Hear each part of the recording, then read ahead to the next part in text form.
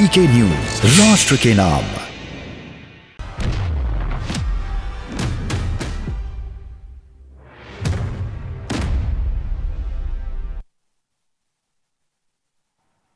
तो ब्रेक के बाद आपका स्वागत है। सवाल देश का है में आज बहस हो रही है कि क्या उत्तर प्रदेश में ब्राह्मणों और ठाकुरों को गाली देकर चुनाव जीता जा सकता है, और क्या एक विधायक ने कह दिया है कि ठाकुरों और ब्राह्मणों के वोटों के बिना भी हम जीत सकते हैं। इसी पर आज हम सवाल देश का है में बहस कर रहे हैं। हमारे साथ कई मेहमान हैं। मैं भारतीय जनता पार्टी से द्विवेदी जी है, उनके पास जाना चाहूंगा। संदीप जी, मेरा आपसे भी वही सवाल है कि दूसरे मुद्दे पर हम देखते हैं कि विपक्ष अगर इस सिनेरियो को उल्टा कर दे तो एकदम इतना हो हल्ला मचा देता है, उसको बहुत बड़ा मुद्दा बना देते हैं, लेकिन उस मुद्दे पर भारतीय जनता पार्टी की ओर से भी कोई बहुत ज्यादा प्रतिक्रियाएं नहीं आई है।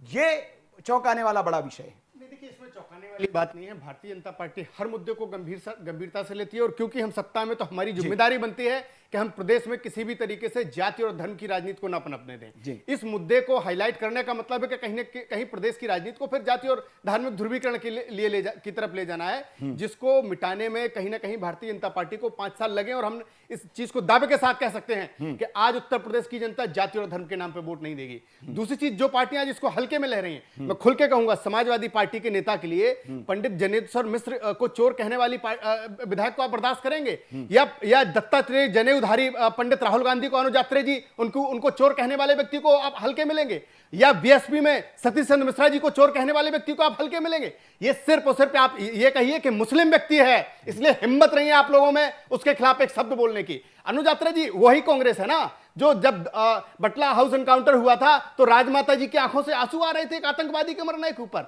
आपकी पार्टी क्या उस पर बोलेगी? और बीएसपी क्या बोलेगी? बीएसपी तो खुद दलितों के लिए आज जो सड़क पर नहीं उतर रही है, वो शाही परंपरा में जी रही है, उसको कोई फर्क नहीं पड़ता। वो तो खुद ही तिलक तराजू और तलवार इनके बयान थे। फिर बाद में नहीं याद आया कि नहीं गलती हो गई, चुनाव हार गए, तो अब ब्रह्मा विष्णु महेश को लेके आओ। जब ब्रह्मा विष्णु महेश भी काम में नहीं आए तो मायावती जी का बयान आता है चुनाव हारने के बाद कि भाई जितना भी बीएसपी का कार्य करता है वो गांव-गांव जाके ब्राह्मण देवता से आशीर्वाद लेगा।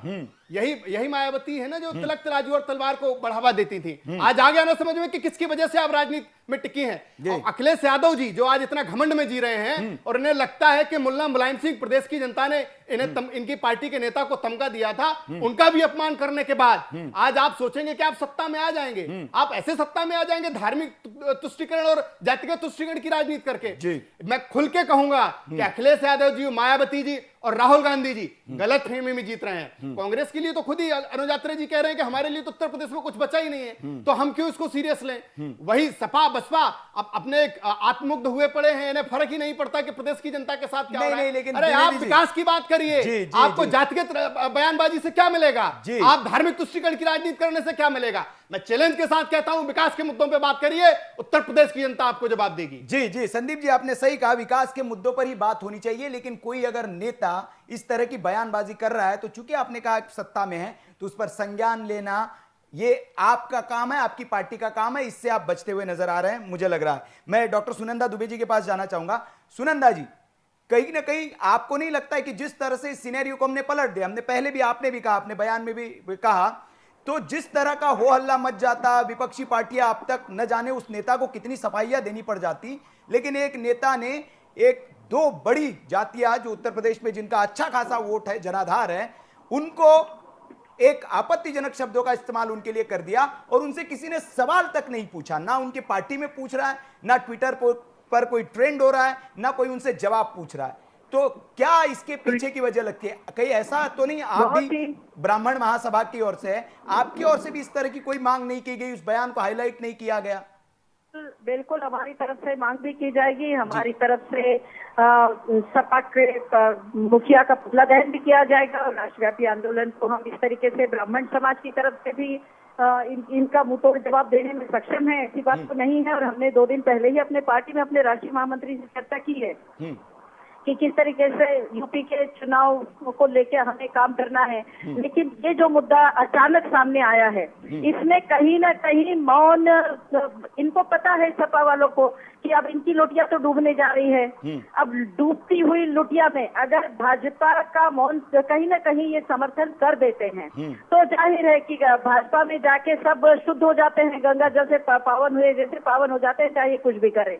अगर नहीं भाजपा संभालती है इन्हें तो कांग्रेस तो हाथ पे रख ही लेगी। जो व्यक्ति एक चोर छाप व्यक्ति बन रहने के बाद बीपीएल कार्ड से 10 करोड़ की प्रॉपर्टी वाला बन जाता है, अगर वो व्यक्ति जब जान रहा है कि अब इस पार्टी में कुछ मुझे हासिल होना ही नहीं है, ये पार्टी डूबती नैया है, डूबता सूरज है, तो वो उगते सूरज का समर्थन किसी बहाने हो सकता है कर रहा हो सकता है कहीं इसमें भाजपा के बड़े नेताओं ने इस व्यक्ति को कहीं कोई लड्डू दिखा दिया हो मोतीचूर का।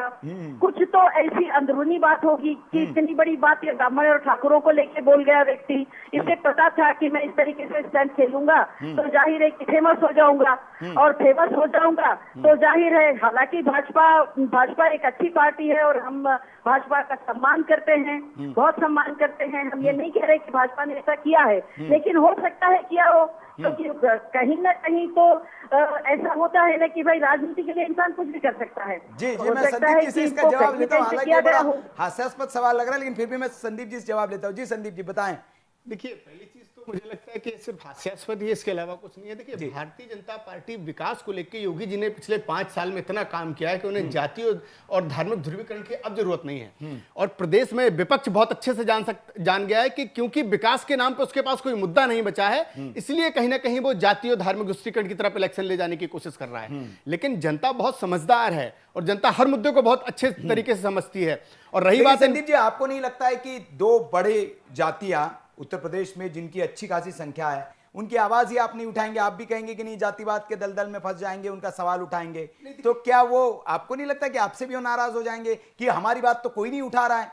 देखिए, मैं एक चीज आपको बता दूं कि मुझे लगता है कि इन विधायक जी के कटाक्ष से क्षत्रिय और ब्राह्मण का हृदय इतना विशाल होता है कि उसके ऊपर कोई फर्क नहीं पड़ता, और उसको पता है वो कभी जवान से जवाब नहीं देता है, वो ऐसा जवाब देता है कि अखिलेश यादव को आज तक पता है कि ब्राह्मण और क्षत्रियों ने उन्हें क्या जवाब दिया, और बीएसपी की बहन जी भी जानती हैं कि ब्राह्मण और क्षत्रियों की बदौलत ही आज 15 साल से विपक्ष में बैठी हैं और इसीलिए आज घर घर जाके मना रही हैं। तो देखिए, कहीं ना कहीं जब दूरदृष्टि से आप सोचते हैं तो आपको पता है कि इस बयान को लंबे दौर में कैसे इसका जवाब देना है। इसलिए देखिए, भारतीय जनता पार्टी की तरफ से अगर आपको लगता है कि इसमें कहीं ना कहीं कानूनी किसी तरीके से पेचीदगी है, अगर लगता है कि कहीं किसी तरीके से माहौल बिगड़ सकता है, तो उस पर कहीं ना कहीं भारतीय जनता पार्टी सरकार ने पूरी नजर बनाए रखी है। और अगर सरकार को लगेगा कि इन विधायक जी के ऊपर कार्रवाई करना चाहिए, तुरंत एग्रेसिव माहौल बिगाड़ने की हम बात कर रहे हैं, और माहौल बिगड़ना भी नहीं चाहिए।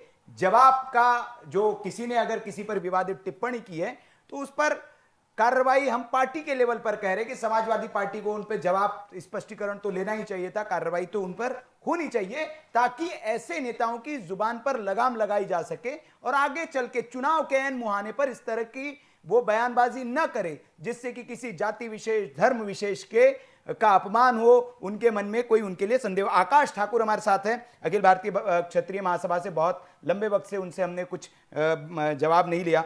आकाश जी, अब आपकी ये जिस तरह से बयान, आपने सभी राजनीतिक दलों के बयान भी सुन लिए होंगे उस पर, और वो कह रहे हैं कि निश्चित तौर पर जो अबरार अहमद साहब है, समाजवादी पार्टी ने भी भरोसा दिया है कि हम कार्रवाई करेंगे। अगर उन्होंने ऐसा कहा है, अगर शब्द वो लगा रहे हैं कि हालांकि साफ तौर पर बाइट है उनकी, और उन्होंने भी कटाक्ष, अब आपकी ओर से, क्षत्रिय महासभा की ओर से क्या रणनीति होगी आगे की?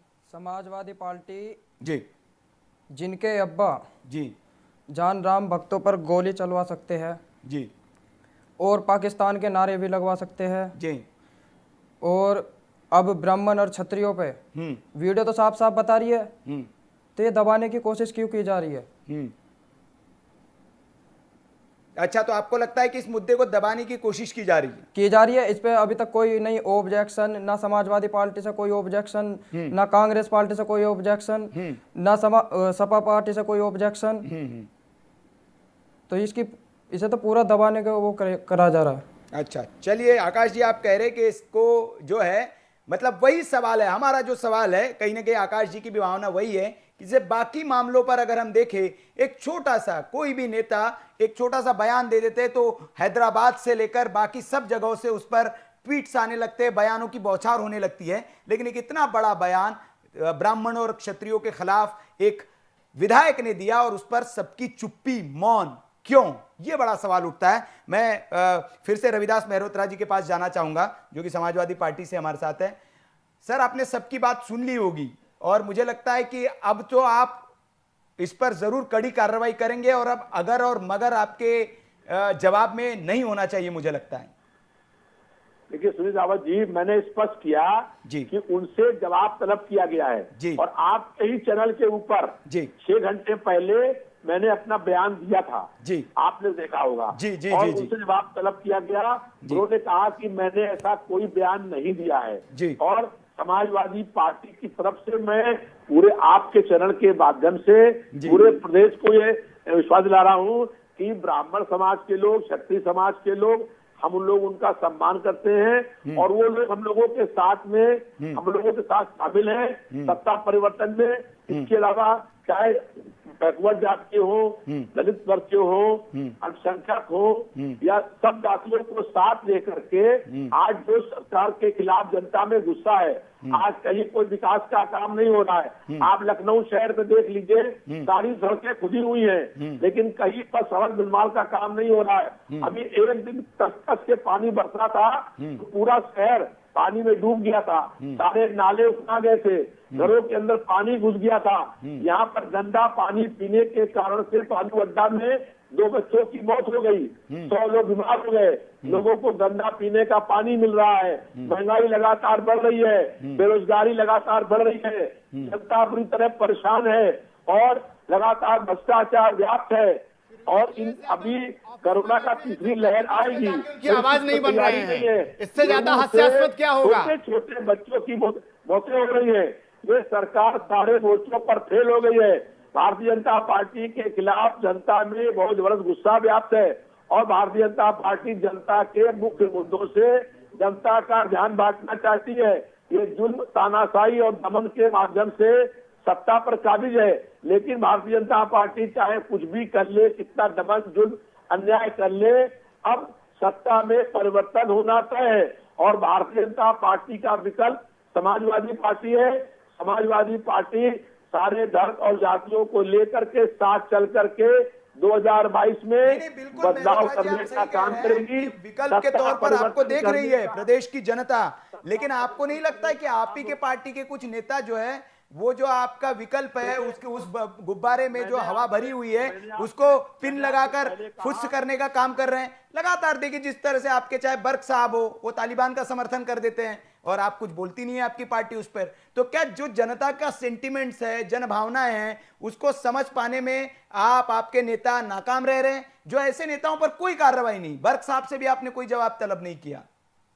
उस पर कार्रवाई होगी। अगर संज्ञान में बात आई है जी, उनको नोटिस दी जाएगी, उनसे जवाब पूछा गया है जी। उन्होंने फिलहाल ये कहा है कि मैंने ऐसा कोई बयान नहीं दिया है जी। और मैंने पहले भी आपसे कहा कि जो है हम लोग मुद्दों को लेकर के राजनीति कर रहे हैं पूरे प्रदेश में। भारतीय जनता पार्टी ये जान गई है कि अखिलेश यादव जी की अगुवाई में 2022 में सरकार बनने जा रही है, इसलिए भारतीय जनता पार्टी के नेता बौखला गए हैं और जो है इस तरीके से जो है मुद्दों को तोड़ना चाहते हैं, जनता का मुख्य मुद्दों से ध्यान बांटना चाहते हैं। लेकिन आज पूरा प्रदेश नहीं मेहरोत्रा जी, इसमें बीजेपी का तो कोई हाथ ही नहीं है, ये तो आपके सपा के ही नेता करवा रहे हैं। देखिए भारतीय जनता पार्टी का इसमें क्या हाथ हो सकता है, ये तो आपके सपा के नेता करवा रहे हैं। अगर माहौल बन भी रहा है समाजवादी पार्टी का उत्तर प्रदेश में, तो मुझे लगता है यही आपके नेता जो है उसको फुस करने का काम कर रहे हैं इस तरह के बयान देकर। तो आपको कार्रवाई तो उन पर करनी चाहिए।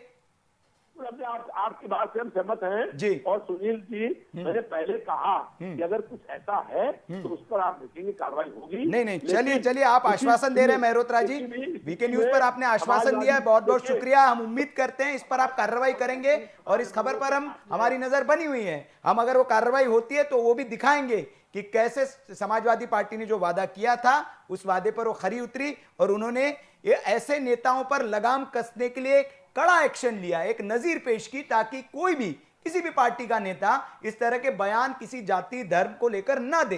क्योंकि जब तक कार्रवाई नहीं होगी, एक नजीर पेश नहीं होगी, नेताओं के हौसले ऐसे ही बुलंद होंगे और चुनाव अभी आने वाला है तो चुनाव के पहले इस तरह के बयान फिर देते रहेंगे। वैसे भी समाजवादी पार्टी में कैसे कैसे बयान देते, आजम खान साहब के बयान बहुत चर्चित है, तो उस पर हम बात नहीं करेंगे, लेकिन उम्मीद करते हैं कि एक नजीर पेश करने वाली कार्रवाई आप करेंगे ताकि इस तरह के बयान हो। दीपक जी के पास मैं जाना चाहूंगा। दीपक जी, जो सवाल मैंने अभी बहस के इस सेक्शन में उठाया कि हम सिनेरियो को पलट दे, आरोपी कौन है, बयान देने वाला कौन है और किस पर बयान दिया गया है, इसको अगर पलट दे तो क्या यही स्थिति होती मीडिया में या फिर नेताओं में, राजनीतिक दलों में, या इसके उलट आप पाते जैसा अमूमन होता है?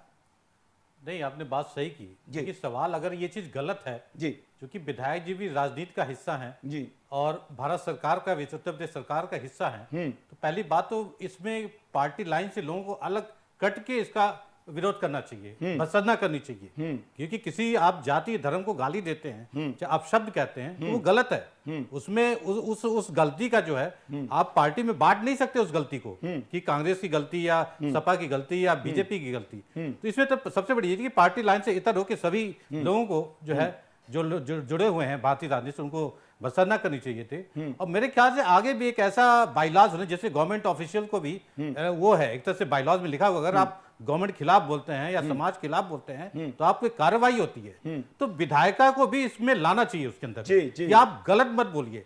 आप यूपी गवर्नमेंट से सैलरी लेते हैं, इसका मतलब नहीं कि आप गलत करते रहिए, गलत बोलते रहिए। एक बाइलॉज का आप वो सम्मान कीजिए कानून का। तो इस तरह से कार्रवाई भी होनी चाहिए और जितनी पार्टी सभी इसकी भत्सना करनी चाहिए। अभी सपा जी के जो थे विधायक प्रवक्ता जी थे, वो बोल रहे थे कि अब सत्ता परिवर्तन का समय आ गया है। तो सवाल है कि आप रोड मैप बताइए ना, सत्ता परिवर्तन कैसे लाएंगे? ऐसे बयानबाजी के उसके बाद भी आप इसकी निंदा नहीं करते हैं। और आप बताइए कि आप कैसे, जो समस्या जनता, आप जनता की बात नहीं करते, महंगाई की बात नहीं करते, बेरोजगारी की बात नहीं करते, तो आप कैसे जीत पाएंगे? इसी मुद्दे पे आप तो इस मुद्दे पे तो हारेंगे ना। आप ब्राह्मण का जो वोट है वो कटेगा, क्षत्रिय का वो वोट कटेगा।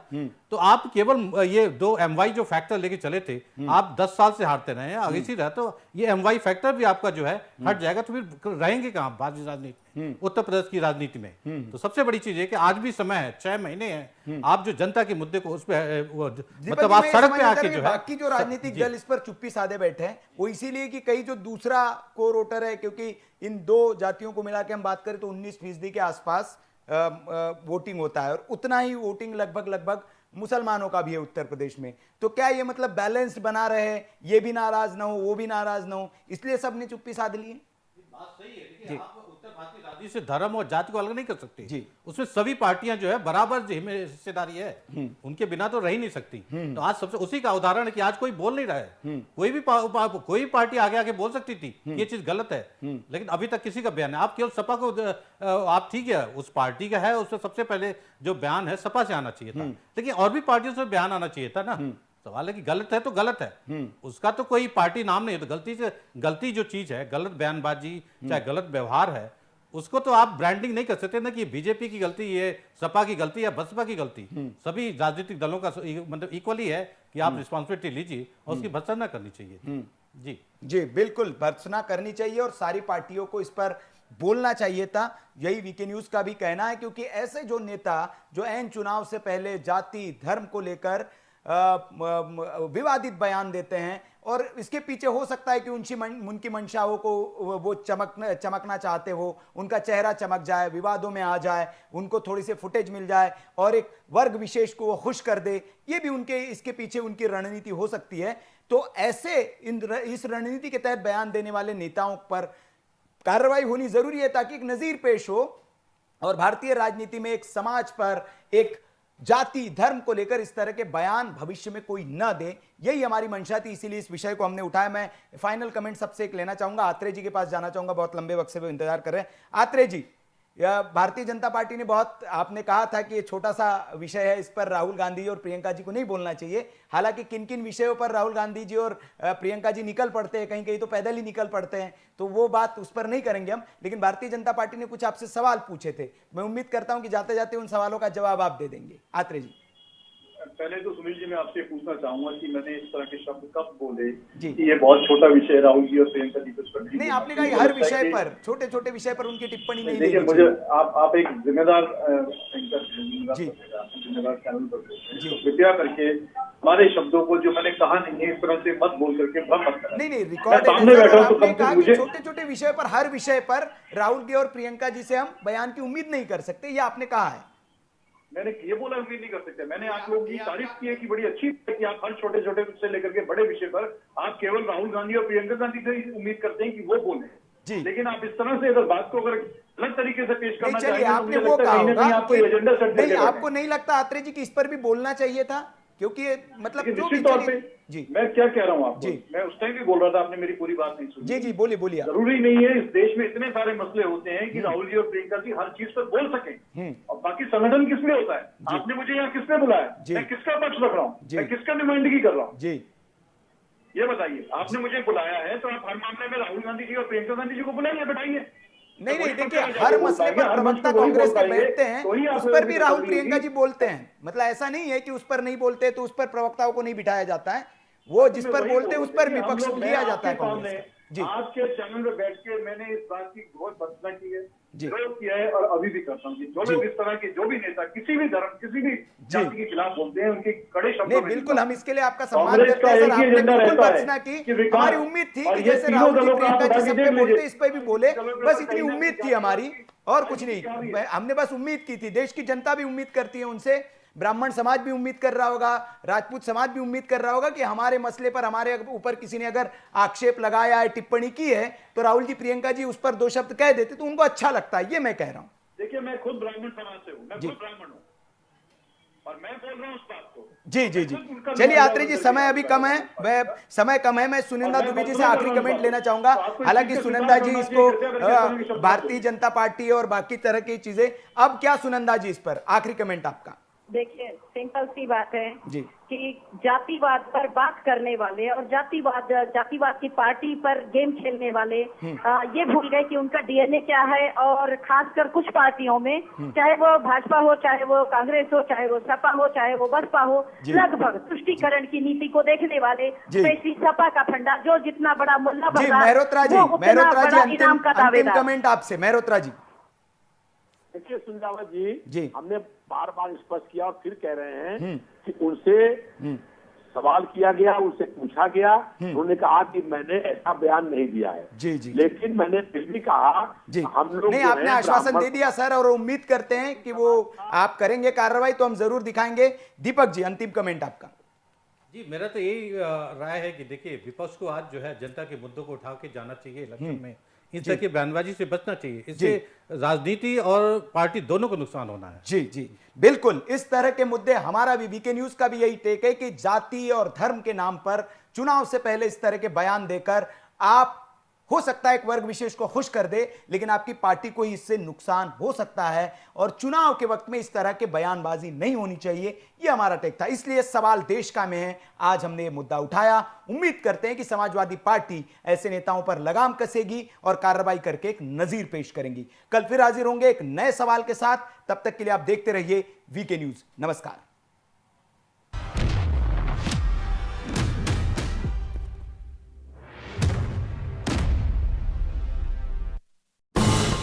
ये है ड्रीम मीडिया नेटवर्क और आप देख रहे हैं देश का पहला 24/7 डिजिटल